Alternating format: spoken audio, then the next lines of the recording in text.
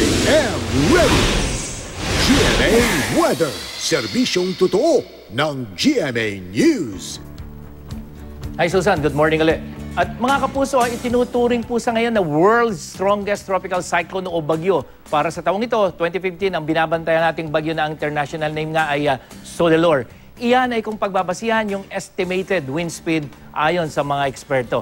At sa buong mundo, ika-6 na po ang Sodelor na bagyong maituturing ding nasa Category 5. Yan ay yung pinakamalakas na uri ng bagyo. Sa taong ito, ayon sa mga eksperto, karaniwan ay 5 lamang po sa loob ng isang taon na umaabot sa Category 5 yung ganyang mga bagyo. Climate change po ang itinuturong dahilan ng ganitong abnormalidad. Ika nga.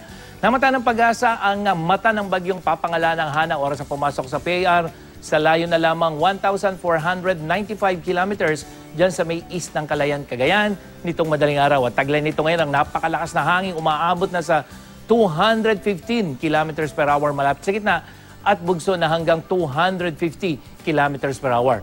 Inaasa ang kikilos ang bagyo pa west, northwest o kanluran, hilagang kanluran sa bilis na 20 kilometers per hour.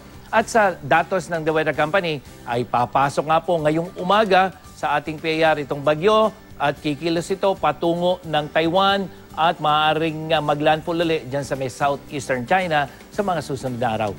Yan ang latest mula sa GMA Weather. Ako po si Nathaniel Cruz, magplano para sigurado. I am ready. Serbisyong totoo ng GMA News. Maraming salamat, Mang Tani.